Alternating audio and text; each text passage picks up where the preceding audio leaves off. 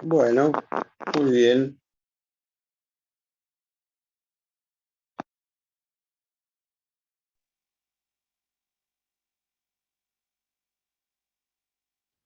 Bueno, muy bien.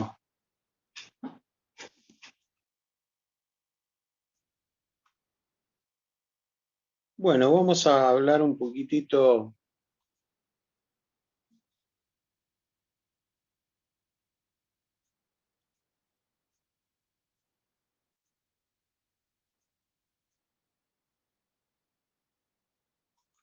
Vamos a arrancar haciendo un repaso de los síndromes paraneoplásicos pulmonares y después nos vamos a dedicar a hablar un poquito del tema del nódulo pulmonar solitario y del nódulo pulmonar múltiple.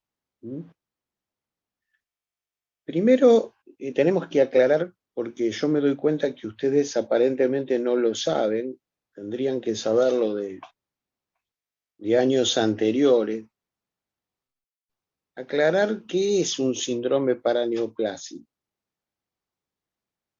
Un síndrome paraneoplásico es que el tumor fabrica alguna sustancia, esa sustancia pasa a la circulación y ejerce determinados efectos enfermizos a distancia.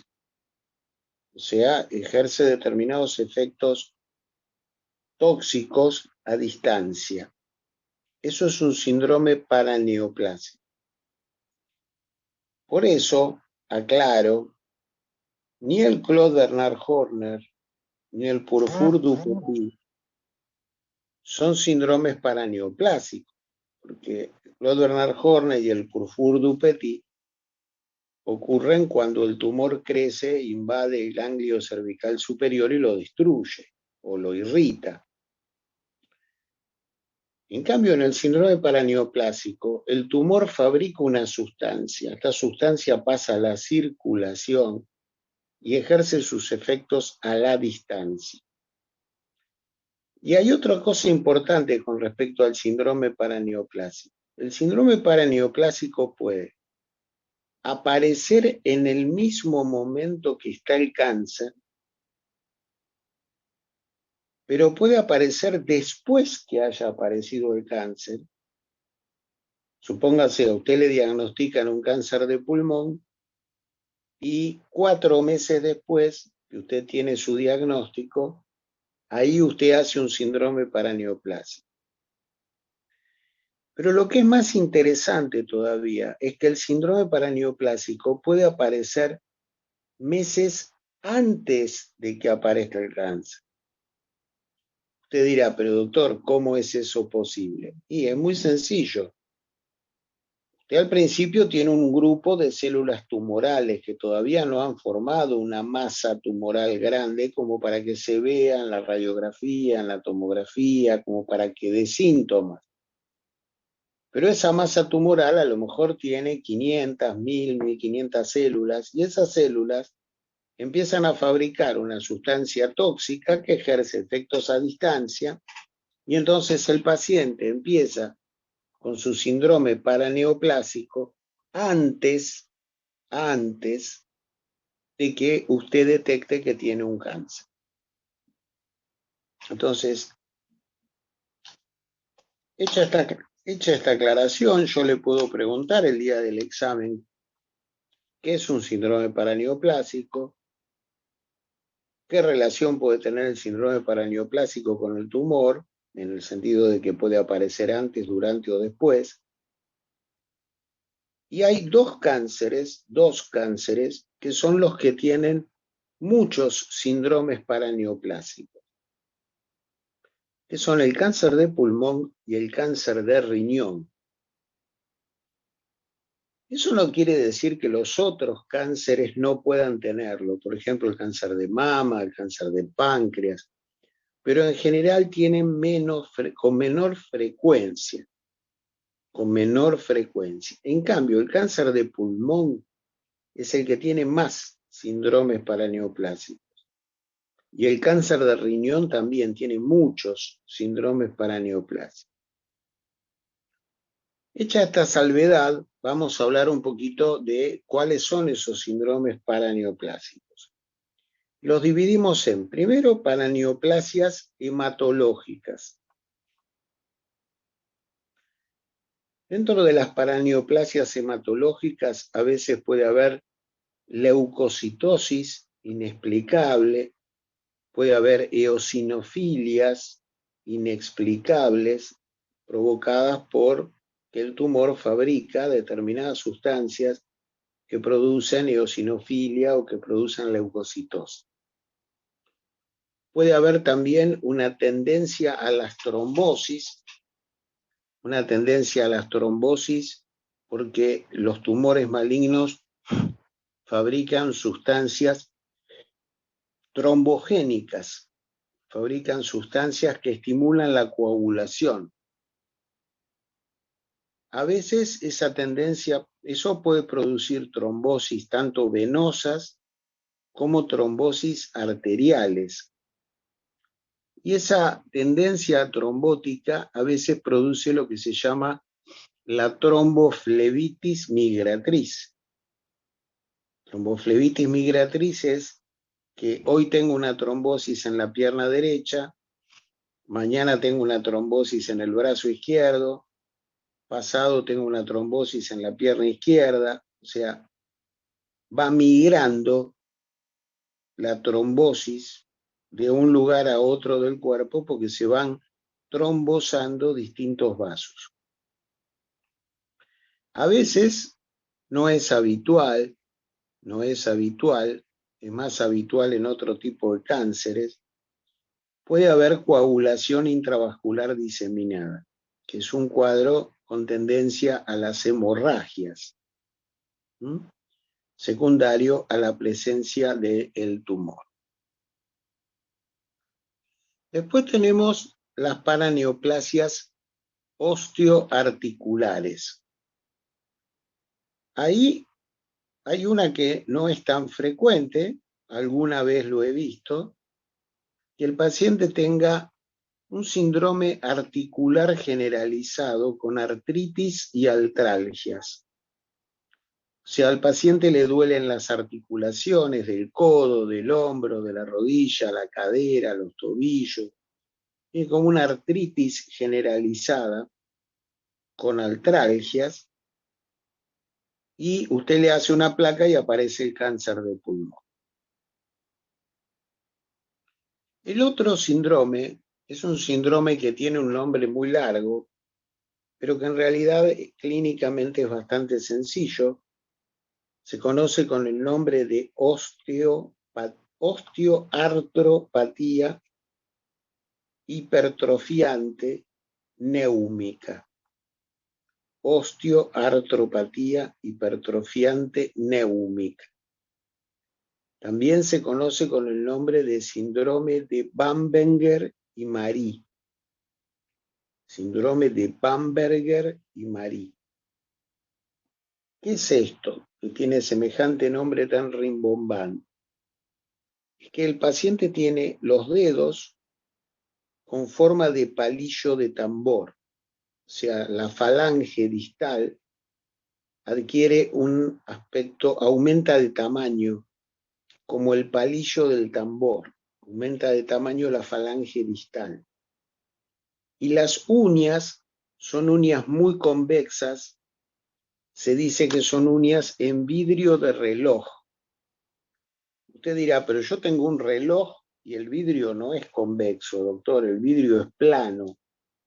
Claro, pero cuando habla de uñas en vidrio de reloj, se refiere a los relojes de chaleco que se usaban en el año 1800, porque este síndrome fue descrito en esa época.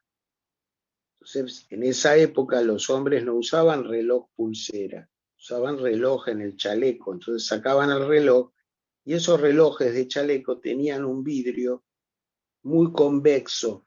Entonces, por eso se habla de uñas en palillo de tambor y dedos en vidrio de reloj. Dedos en palillo de tambor y uñas en vidrio de reloj. Además de eso, pueden tener una calcificación patológica por abajo del periósteo, sobre todo en los tobillos, en las muñecas y en los huesos del antebrazo y de la pierna. Todo eso va acompañado de un síndrome autonómico. El síndrome autonómico produce sudor en las manos y en los pies, palidez en las manos y en los pies, edema en la mano y en los pies. Todo ese conjunto se conoce con el nombre de osteoartropatía hipertrofiante neúmica o síndrome de Bamberger y Marie. ¿Se ha visto algo? ¿Por qué se lo considera paraneoplásico? Porque se vio que si usted le extirpa el tumor, el síndrome desaparece. Todo vuelve a la normalidad. Pero si el tumor luego presenta una metástasis y vuelve a crecer el tejido tumoral, otra vez reaparece el síndrome. Entonces, queda bien claro con esa secuencia de que el síndrome está relacionado con alguna sustancia que fabrica el tumor y que libera el tumor y que produciría un crecimiento desmesurado de las partes distales de los dedos y de las muñecas y de los antebrazos y de las piernas. Después tenemos las paraneoplasias neurológicas. Estas son muy frecuentes y son muy importantes. La primera, que probablemente es la más frecuente de todas, es que el paciente tenga una neuropatía periférica. Es una neuropatía periférica motora y sensorial. ¿Qué va a venir? ¿Qué le va a pasar al paciente? Y le va a pasar al paciente que se quiere parar y no se puede parar, se cae al piso porque sus nervios motores están afectados. No circula el potencial de acción por sus nervios motores. Entonces el paciente se cae al piso. Y además puede tener hormigueo, sensación de electricidad por el componente sensitivo de la neuropatía periférica. Entonces es un paciente que viene a la consulta y le va a decir, doctor, mire, hoy me quise parar y me caí al piso y tengo hormigueos y tengo sensación de electricidad. Usted dice, bueno, tiene una neuropatía periférica. Las causas de neuropatía periférica son, póngale 60. 60 causas hay de neuropatía periférica. Hay dos que son muy comunes, que son el alcohol y la diabetes. Pero si usted descarta la diabetes y el alcohol, rápidamente tiene que pensar que puede ser paraneoplásico. Y paraneoplásico en general del tumor de pulmón. Entonces ahí usted le tiene que sacar una plaquita o hacerle una endoscopía y buscar el tumor de pulmón porque es muy probable que tenga un tumor de pulmón. Después podemos tener un parkinsonismo paraneoplásico.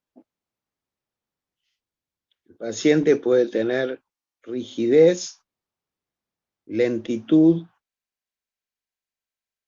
le cuesta caminar, le cuesta levantarse de la silla, puede tener temblor. Tiene un cuadro como si tuviera un Parkinson, pero es un Parkinson generado por el tumor, el parkinsonismo paraneoplásico. Otro cuadro que pueden tener es la demencia paraneoplásica. La demencia paraneoplásica se produce, todas estas cosas se producen porque el tumor fabrica anticuerpos contra determinadas neuronas. Entonces, en la demencia paraneoplásica, el paciente queda demenciado en pocos meses. Se da la paradoja de que muchas veces queda demenciado antes de que lo mate el propio tumor. También se ha descrito una degeneración cerebelosa paraneoplásica. Cuando a usted se le atrofia el cerebelo por causa paraneoplásica, usted hace un síndrome cerebeloso. El síndrome cerebeloso no deja que usted se ponga de pie, que se cae al piso, y tiene muchos trastornos de coordinación, tiene ataxia. Entonces usted le hace una tomografía cerebral y va a ver la atrofia del cerebelo, y usted le pide una placa de tórax o una endoscopía y va a ver el cáncer de pulmón. Se ha descrito un síndrome de Eaton y Lambert, síndrome de Eaton y Lambert. El síndrome de Eaton y Lambert es muy parecido a una miastenia. El paciente lo que tiene es mucha debilidad muscular. No, estos no son síntomas terminales, ¿eh? Estos son síntomas que el tipo puede estar meses con estos cuadros. Por supuesto, la demencia lo demencia en pocos meses, ¿no? Pero no es que esto va a ser en la etapa final del tumor. No, puede empezar con esto. Y además puede empezar con esto y todavía no tener el cáncer evidente. Y usted le hace una endoscopía y ahí recién descubre que tiene el cáncer, o puede aparecer el cáncer dentro de 6 meses. ¿Mm? Profe, ¿te puedo hacer una pregunta? Sí. Por ejemplo, cuando has hablado de la Bamberger-Marie, cuando, bueno, si se trataba el cáncer o estirpaba, como la síndrome desaparecía. Acá, Sí. por ejemplo, en la demencia, en la degeneración cerebelosa, como hay una atrofia, esas cosas no se vuelven normal, ¿o sí? Mira, el tema es así. En general, acá cuesta más que las cosas vuelvan a lo normal, porque vos cuando dañás las neuronas dañadas en general no se regeneran tan fácilmente. Entonces acá el cuadro deja más secuela. No es como en el Bamberger, que el Bamberger es más sencillo porque es en los dedos, más sencillo. Acá Pero deja más ese, secuela. dijiste que es más frecuente el neurológico que el articular, ¿no? Son más frecuentes síndromes Mira, paraneoplásicas neurológicas. la osteopatía hipertrofiante es bastante frecuente. Lo que no es tan frecuente es el síndrome de que tengas artritis y artralgias en todo el cuerpo. Ese no es tan común. Yo vi un solo caso. Dale, gracias. Pero la osteopatía es bastante frecuente. Bastante frecuente. El síndrome de Eaton y Lambert se presenta sobre todo en tumores tipo Hot-cell y da un cuadro miasteniforme. Miasteniforme quiere decir que tiene debilidad muscular como si fuera una miastenia gravis. Pero usted le pide los anticuerpos para la miastenia y los anticuerpos van a ser negativos. Entonces parece una miastenia, pero no es una miastenia. Es un Eaton Lambert. Además, no responde al tratamiento habitual de la miastenia. Después se han descrito algunos cuadros más raros, por Doc, ejemplo, perdón, para estas paraneoplasias neurológicas, ¿el tratamiento no responde a ninguna patología, digamos? se le da tratamiento para el tumor. Se le da tratamiento para tratar de controlar el tumor, ya sea con drogas antineoplásicas o si lo puede operar, se lo saca el tumor. Está. Eso es lo que se hace. Se ha descrito una miopatía muscular de los músculos proximales de los brazos, de las piernas, también como síndrome paraneoplásico. Se ha descrito una miopatía necrotizante, es una miopatía mucho más grave donde aparecen zonas de necrosis en el músculo. Y finalmente, en pacientes con Otzell se ha descrito una retinopatía. El paciente lo puede dejar ciego, una retinopatía paraneoplásica.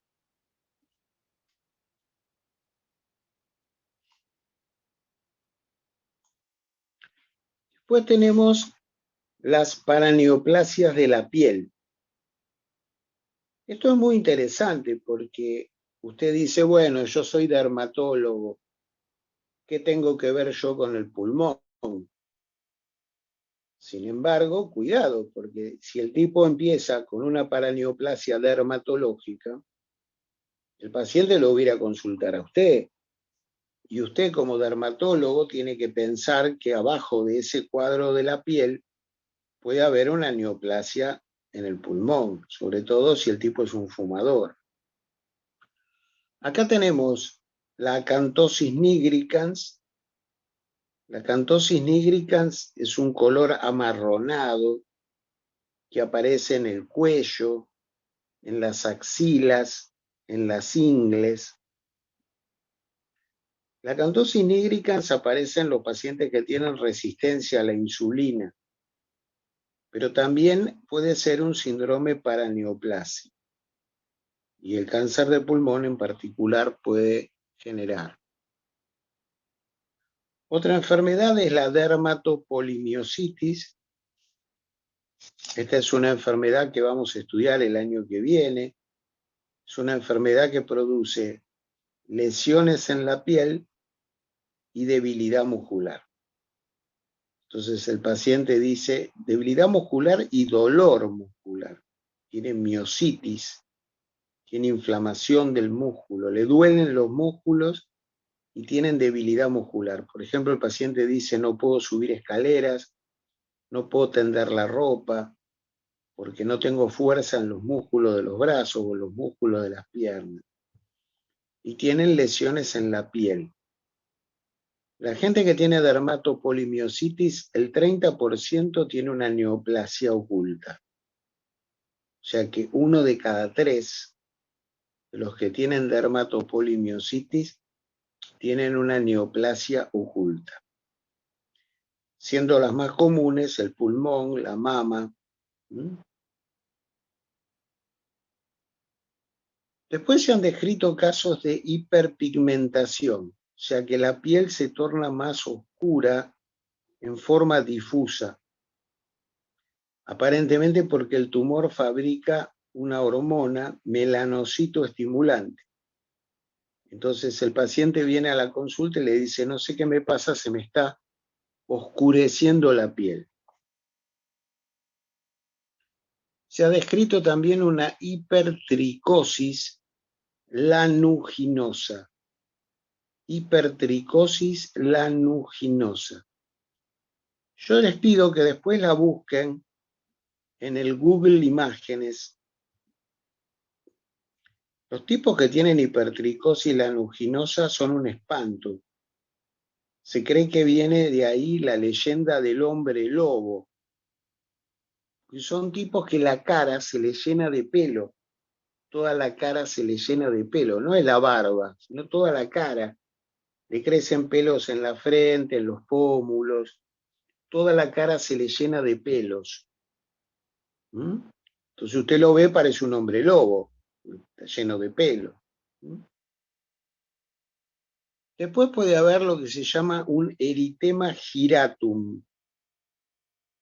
El eritema giratum es que aparecen unas manchas en la piel de color rojo, pero que adoptan un dibujo, generan como un dibujo en la piel, como si las manchas hicieran un giro. Por eso se llaman giratum. Después búsquenlo en internet, en imágenes, pongan eritema giratum y ahí van a ver cómo son las lesiones. A veces puede haber necrosis sucesiva de dedos. Los dedos se necrosan. Entonces se le necrosa un dedo de una mano, después se le necrosa un dedo de la otra mano. Y a veces puede haber vasculitis paraneoplásica con lesiones en la piel, y también puede la vasculitis producir lesiones en los nervios periféricos.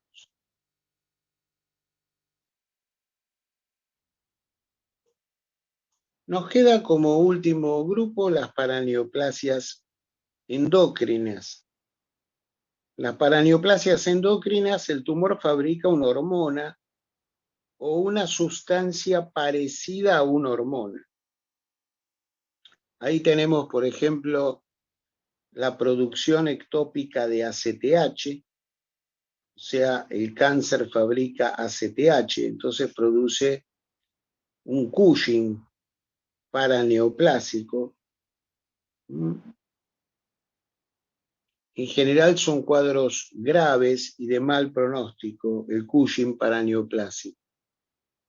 Y la mayoría son tumores tipo Otzel.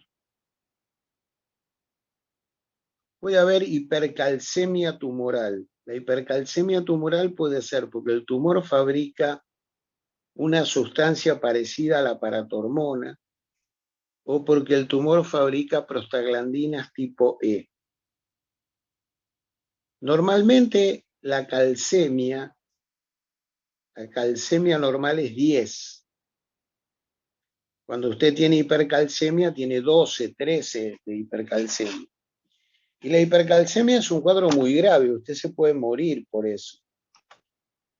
Porque la hipercalcemia produce poliuria, con gran pérdida de agua y gran pérdida de sal, gran pérdida de sodio. El paciente tiene hiponatremia, y esa hiponatremia severa le produce trastornos del sensorio, cuadros de confusión mental. Entonces el paciente ingresa con un cuadro de confusión mental, con poliuria, con sodio bajo. Usted le pide la calcemia y el tipo tiene 13 de calcio. El tumor puede fabricar gonadotrofinas. Si fabrica gonadotrofinas puede dar ginecomastia. Fabrica sobre todo gonadotrofina coriónica. Puede fabricar prolactina, entonces produce en un varón impotencia, pérdida de la libido, puede producir producción de leche en las mamas. Se han descrito tumores que fabrican péptido natriurétrico, entonces producen hiponatremia. Se ha descrito también, y esto lo vi, tumores que fabrican hormona antidiurética. Eso se llama secreción inapropiada o inadecuada de la hormona antidiurética. Se ve más en los tumores Otzel. Estos pacientes, ¿qué pasa? Como el tumor fabrica mucha hormona antidiurética, retienen agua. Pero cuando usted retiene agua, baja los niveles de sodio porque usted está diluyendo el sodio, entonces tiene una hiponatremia dilucional. Es una hiponatremia dilucional, sin edemas y con un sodio en orina elevado. El cuadro cuando yo era joven era mortal. Ahora ha salido al mercado una droga, dos drogas. Una es el tolvaptan. Son drogas que inhiben el receptor renal de la hormona antidiurética. Entonces, al inhibir el receptor renal de la hormona antidiurética, antagonizan esa retención de agua que esta hormona antidiurética de origen tumoral puede producir. Y es muy raro la producción de BIP, de péptido intestinal vasoactivo, que el tumor fabrique BIP. Bueno, con esto vimos todos los síndromes paraneoplásicos. No necesito decir que se los voy a tomar, los síndromes paraneoplásicos, ¿no?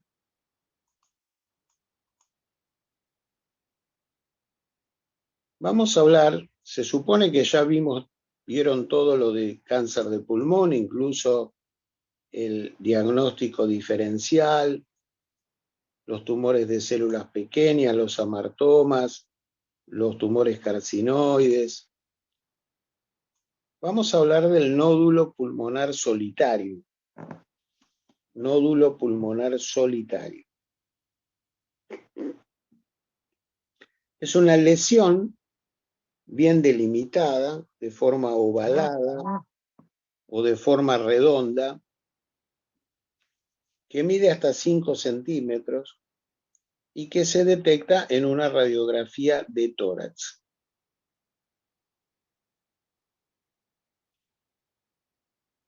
El 60% de los nódulos que usted ve en una radiografía son benignos. La mayoría de las lesiones benignas son producidas por granulomas infecciosos o por sarcoidosis o por vasculitis de Wegener.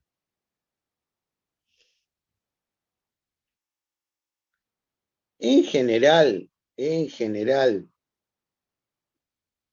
un nódulo en una persona joven se sospecha que en general no es tumoral.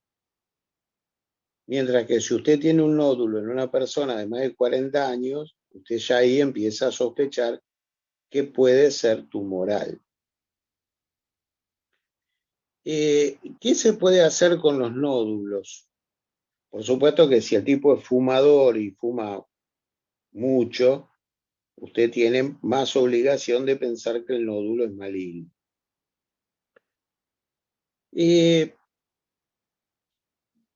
Normalmente lo que se aconseja es que usted le saque placas cada 3 meses y usted vea la evolución del nódulo. Si el nódulo está siempre igual, no aumenta de tamaño, no ha tenido deformaciones, no han cambiado sus bordes, no ha aparecido nada raro, se supone que es un tumor benigno, es una lesión benigna, y usted se puede quedar tranquilo. En cambio, si la lesión aumenta de tamaño, si los bordes se tornan irregulares, si aparecen imágenes heterogéneas en el interior, usted tiene que pensar que el tumor es maligno. Una causa bastante común de los nódulos son los amartomas. Los amartomas son tumores del tejido conectivo del pulmón. Aparecen en personas entre 50 y 60 años. Crecen muy lentamente, duplican su tamaño en 14 años. Pero hay algo característico de los amartomas, que los amartomas suelen calcificarse con un patrón característico, que es un patrón que se llama en pochoclo o en palomita de maíz.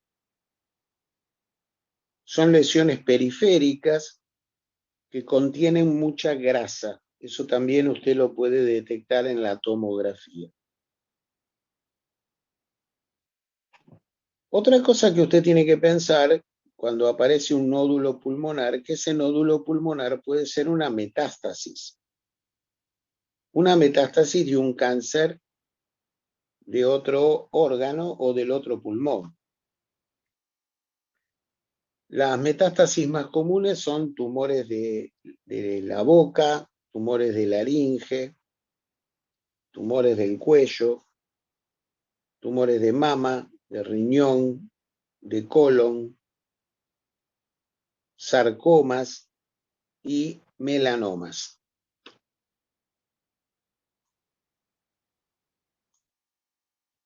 Hay otras causas que pueden dar nódulos pulmonares. Ahí tenemos la tuberculosis, las micosis pulmonares, el neumocistis Girovechi, el citomegalovirus, el infarto de pulmón, sarcoma de Kaposi, las malformaciones arteriovenosas pulmonares, los secuestros pulmonares, la vasculitis de Wegener, los quistes bronquiales.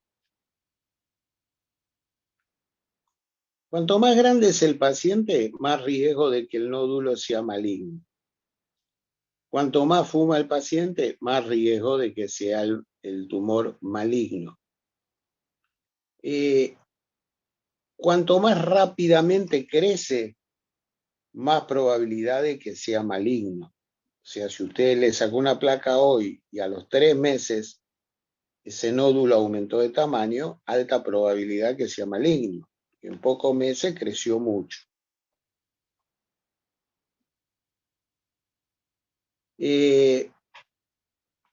Si la calcificación es una calcificación de la periferia del nódulo, es irregular y es asimétrica, eso sugiere que el nódulo puede ser maligno. Cuanto más grande es el nódulo, si mide más de 3 centímetros, se dice que son malignos el 90%. O sea que el tamaño acá importa. Si los bordes del nódulo tienen como espinas, espículas, o tienen como lobulaciones, eso también es índice de malignidad. Si en el área donde vive el paciente hay mucha histoplasmosis o hay coccidioidomicosis, los nódulos pueden deberse a la histoplasmosis o a la coccidioidomicosis. ¿Cómo hacemos para saber si el nódulo es benigno o maligno? Bueno, podemos hacer placas cada 3 o 6 meses y ver cómo va evolucionando. También le podemos pedir al paciente que traiga radiografías viejas. Preguntarle, ¿usted se sacó una placa el año pasado? El año pasado sí, me hicieron una placa. Bueno, tráigamela. Entonces vos comparás si la lesión estaba el año pasado o no. Si estaba el año pasado y está igual, es benigno. Se le puede pedir una tomografía de alta resolución. En la tomografía de alta resolución, el tomografista puede decirte si el nódulo tiene mucha grasa. Si tiene mucha grasa es un amartoma. También a veces la tomografía permite ver si hay nódulos adicionales, porque a veces hay nódulos más chiquitos y usted en la placa no los ve, pero en la tomografía sí. La tomografía lo ideal es que se haga con contraste, porque cuando usted le da el contraste tiene mayor probabilidad de detectar las lesiones malignas. En los últimos años se está recurriendo a un estudio que es caro, que es la tomografía por emisión de positrones. ¿En qué consiste este estudio? Bueno, se le da al paciente a tomar glucosa marcada con una sustancia radiactiva. Ustedes saben que las células cancerosas solo toman glucosa, solo consumen glucosa. Entonces se espera 2 horas y a las 2 horas se le hace una tomografía. Se ve que la radiactividad, si la radiactividad se ha acumulado toda en el nódulo, ese nódulo es maligno. Esto tiene más o menos un 85% de especificidad para diagnosticar que el tumor es maligno. Finalmente se le puede hacer una punción del nódulo y una punción biopsia del nódulo. Y en algunos casos el cirujano directamente y el neumonólogo, ante la duda, si hay duda y es un paciente fumador y con mucho riesgo de cáncer de pulmón, directamente prefiere que el cirujano le saque el nódulo. Como una manera de decir, muerto el perro, se acabó la rata.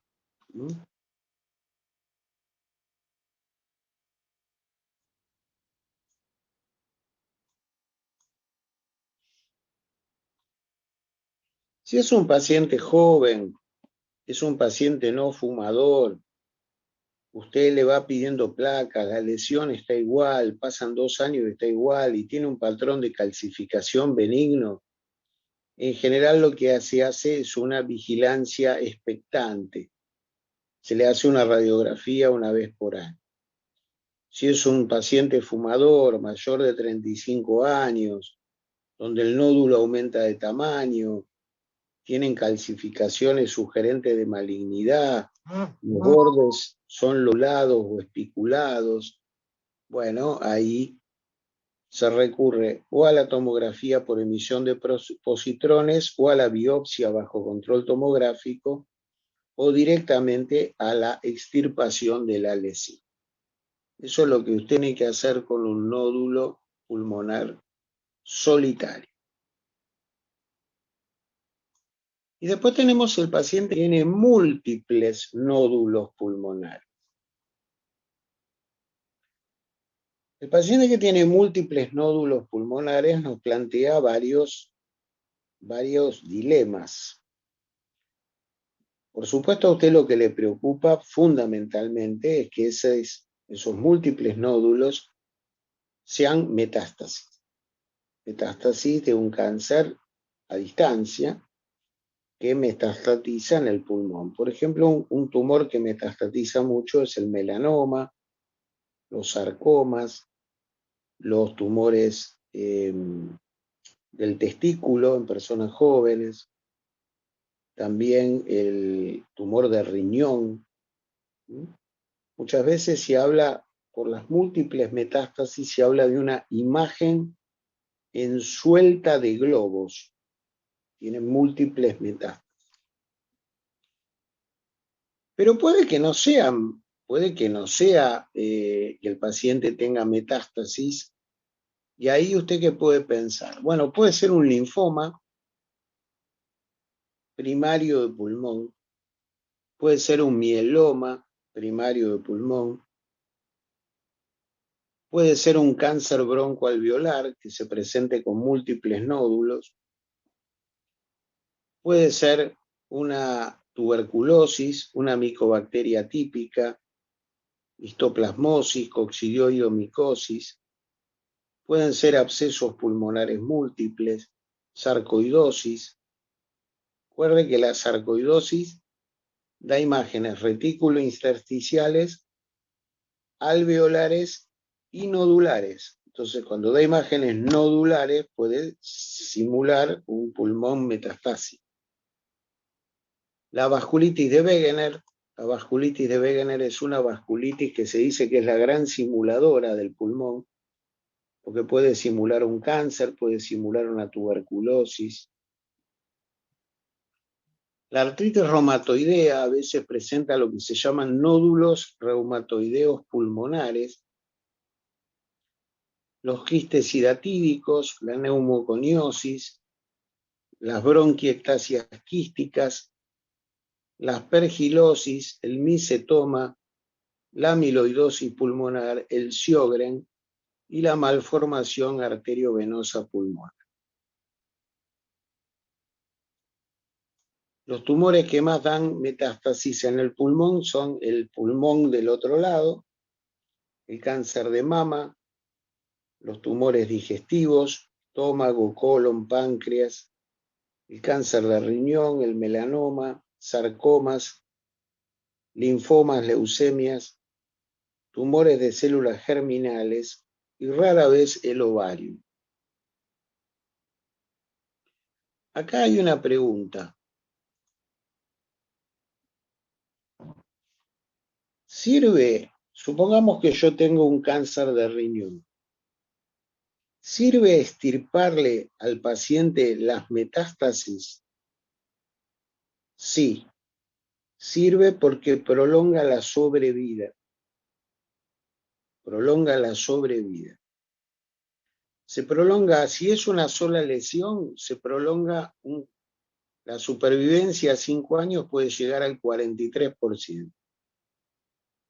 Si son 2 o 3 lesiones, baja a 34%, y si son más de 4, baja a 27%.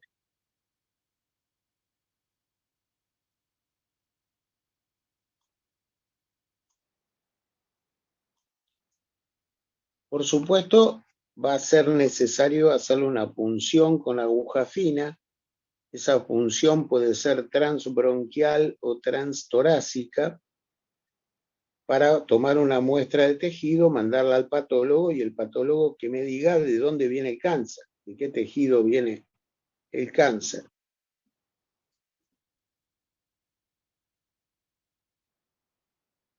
El tratamiento es quirúrgico, resecar las metástasis. La resección de metástasis ha dado buen resultado en los pacientes con sarcomas y en los pacientes con cáncer de colon y de recto. En los pacientes con cáncer de mama, en general ya cuando da metástasis pulmonares es porque el cáncer de mama está muy diseminado y entonces realmente no le cambia mucho el pronóstico que usted le saque las metástasis, no le cambia mucho el pronóstico.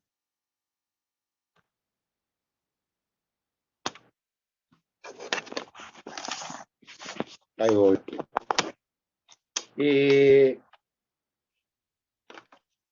Probablemente los que tienen mejor pronóstico son los cánceres de testículo.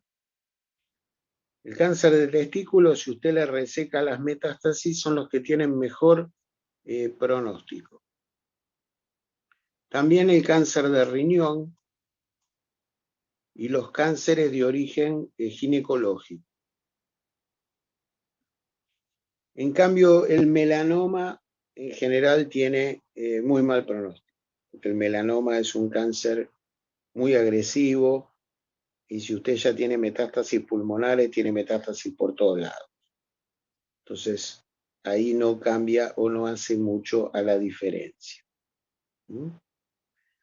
Entonces, cuando usted tiene un paciente con múltiples nódulos, usted lo primero que piensa que son metástasis, pero recuerde que puede ser tuberculosis, puede ser histoplasmosis, puede ser coccidioides, puede ser vasculitis de Wegener, pueden ser otras enfermedades que dan múltiples nódulos, sarcoidosis.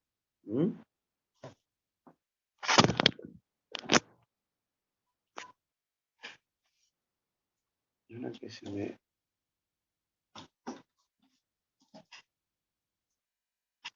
Ahí está. Bueno, con esto terminamos la clase de hoy. Clase más corta porque la otra era más larga, la del cáncer. Pero bueno, hicimos el esfuerzo de darles en un día feriado la clase para que ustedes no pierdan la continuidad. El doctor Giuliano les va a dar la clase también el día sábado, así que les pido por favor que lo acompañen, porque bueno, estamos en Semana Santa, es un esfuerzo preparar las clases y dar las clases en un día feriado. Les digo lo que les dije a los chicos en la clase de las 12:30. El Señor, que es misericordioso, dijo: ¿qué puedo hacer por los alumnos de quinto año? Y puso la Semana Santa. ¿Para qué? Para que usted, recordando los sufrimientos de Cristo, estudie 12 horas el jueves, 12 horas el viernes, 12 horas el sábado, y el domingo es Pascua, 8 horas. Así que todos los días van a estudiar a las 8 de la noche. Después de las 8 de la noche se van de joda. Salen con la novia, van a jugar a la pelota, se encuentran con los amigos, van a tomar algo. Pero recordando que al otro día, 8 de la mañana, culo en la silla para estudiar medicina interna. Esto se estudia así. Van a contar con el acompañamiento espiritual mío, de mi casa, yo diciendo: sigue así, continúa así, estás haciendo las cosas bien. Entonces, nunca estudiar sábado a la noche. Estudiar sábado a la noche produce cáncer. Nunca se debe estudiar un sábado a la noche. Eso nunca. Pero el sábado estudia 8 horas. A las 8 de la noche, 12 horas de estudio, de 8 de la mañana a 12 de la noche. Está claro, ¿no?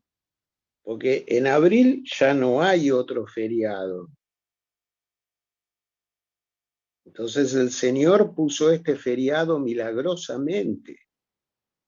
Hay que aprovecharlo antes que se arrepienta, ¿no? Entonces, por favor, estudien duramente, adelanten temas, adelanten, porque usted tiene que terminar de estudiar todo a fin de abril. Vamos al examen la primera semana de mayo. Cada uno va a dar el examen en el día que le toca. Yo hago 8 exámenes diferentes, donde no se repite una sola pregunta.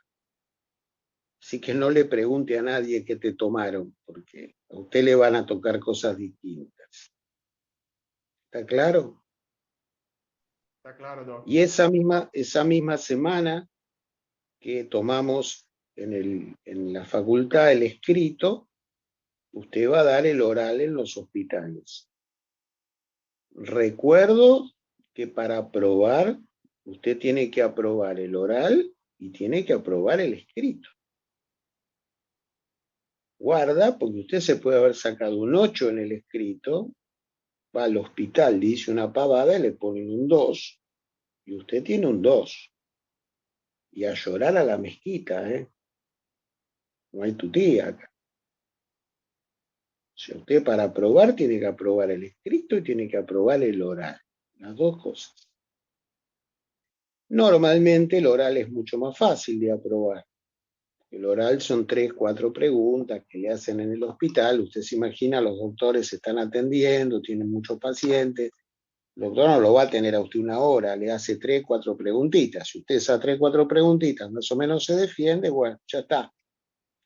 Ahora, ojo que el examen nuestro no son 4 preguntitas, el examen nuestro son 20. Entonces, ahí usted tiene que saber mucho más. Está claro, ¿no? Bueno, señores, que pasen una linda Pascua.